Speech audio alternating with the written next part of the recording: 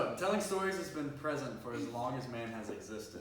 From orally passing on history before the invention of paper to scaring young children beside a campfire, narratives represent a tool that is unique to mankind. There's an intrinsic persuasive power to narratives that allow a person to be transported to another time or situation and empathize with its characters. These stories often appear inconsequential or fleeting, but more often than not, they leave an impression that can greatly affect an individual's life.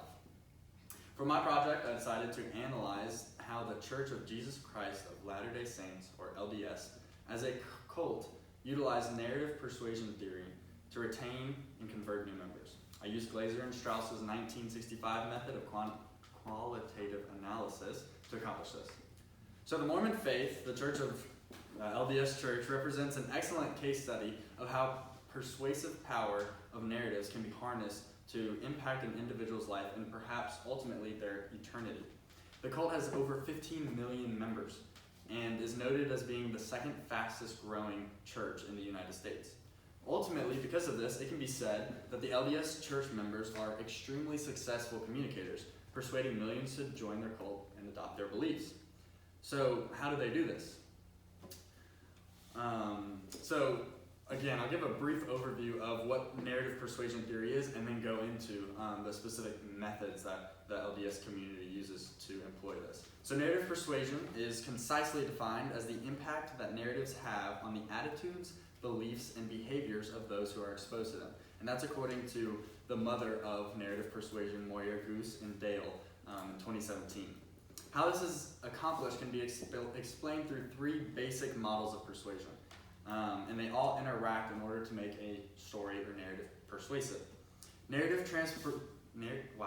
Transportation imagery model by Green and Brock in 2000 says that the more a person feels emotionally and cognitively transported into a narrative, the more he or she is likely to develop story-consistent beliefs and attitudes. The extended elaboration method model by Moyer, Goose, and Nabi in 2010 states that the process of identification, which allows a narrative to be more persuasive, is described as an emotional and cognitive process whereby a target imagines himself as a particular character. Through this process, the target loses self-awareness and takes on the feelings, perspectives, and goals of that character. So the more likely they are able to identify with the character, the more likely they are able to believe and adopt their beliefs. The narrative engagement model states that the audience needs to find a deeper meaning, and if they can find that deeper meaning and apply it to their own life, a story becomes more persuasive. And so all of these things are clearly interrelated, and they work together to make a story persuasive. So how does the Mormon Church use this theory to persuade potential new members? Like I said, using qualitative analysis, I went to a few Mormon church services. I looked at church documents and sermons, and I used my own personal experience with the cult to examine how they apply this theory. I found that there were three main ways, but there's a central theme and thread that connects all of them, and that thread is called testimony bearing. And it's a very church Christianese, I guess, term, or Mormonese, I don't know. But term for basically how they share their faith. And it's really interesting because they always start out saying, I know that Joseph Smith was called of God, a divine representative. I know that Jesus is the Christ, the Son of the living God, and I know that the Mormon Church is the one true church in the world. And so testimony bearing and a testimony is defined as a spiritual witness given by the Holy Ghost on the LDS website. And basically they'll start with that introduction of this is what I believe, and then they'll go into a personal story or narrative of how that belief has impacted their life. So again, that's the central theme that runs throughout, but there's three methods and three mechanisms that this occurs in the church that I saw and I wanted to focus on. The first is Fast Sunday. The second is the use of missionaries, as we all probably know. And the third is home teaching, or as it's now called, ministering. So Fast Sunday is the first Sunday of every month. The Mormon Church takes it as a time to reflect and pause.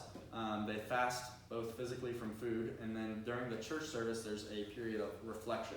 And so every service looks the same at the beginning of every month. The pastor will get up and establish a very solemn mood from the podium and talk about how important it is to reflect on testimonies.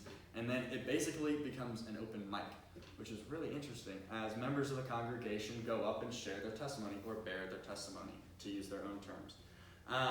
These stories are often very personal and emotional for a lot of the people, and again, that relates back to how these narratives are persuasive because they're transporting in the audience, the people who are listening, to their story. It's interesting to see if you go and sit in there, you can very easily tell who is not a church member, who is not Mormon. They're often a little uncomfortable and not sure what's going on and trying to ignore the many, many children that are running around. These services are used by missionaries and the church as an attempt to get people to hear the narratives, the stories. And again, that is for the ultimate purpose of convincing them to adopt their beliefs as their own and convert them into the LDS church. The second method that I saw this was accomplished through was the use of missionaries. And so it's really interesting as well.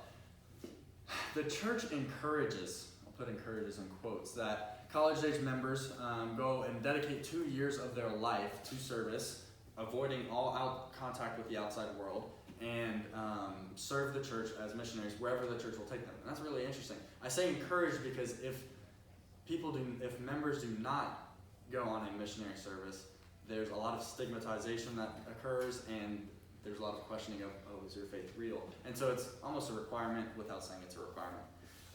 So missionaries, the first few weeks of their time are spent at a training facility where they're taught how to effectively communicate and how to effectively share their testimony, bear their testimony. And yeah, it sounds kind of weird because it kind of is. They're taught how to be more persuasive, how to get people to listen to their story and then believe based off of the narrative. Again, we see elements of narrative persuasion in that they train missionaries so that they use their story to transport people into the Mormon faith and get them to adopt their beliefs. The third and final method that the church uses narratives to convert is through home teaching or ministering. And again, it's very similar to missionary services, that it's encouraged that Mormons do this, but it's more of a requirement. Members are required to meet with a bishop on a regular basis to update them and report on how their ministering or home teaching efforts are going. They're required to tell them things about the spiritual well-being of the person they're mentoring or the services that they provided. And so the idea in its own right is nice, right? You're going and ministering to the local community. You get assigned a person in the area and you go and you do chores for them or you help them out, you cook them a meal, and that's really genuinely nice. But the idea behind it is they will use those as opportunities to gain trust and therefore allow for more cognitive connection to the story that is ultimately shared through testimony bearing. So it's really interesting. The use of narrative persuasion by the cult, in my opinion, however, cannot be viewed as malicious. I don't think they're going out and doing this on purpose as an intentional way of converting people, but narratives and their persuasive qualities are experienced by individuals every day, you and I. They take the forms of movies, music, or even just a simple conversation between two friends. So while this may be true, it is important to be mindful of these instances and understand how individuals may be affected to listening to a story. This is not a reason to treat members of the LDS community any different than anyone else, but the Mormon example of narrative persuasion serves as a reminder to us as the power behind these seemingly everyday occurrences. Narratives are an inescapable part of life, and it's important to be informed and sensitive to their messages. Thank you.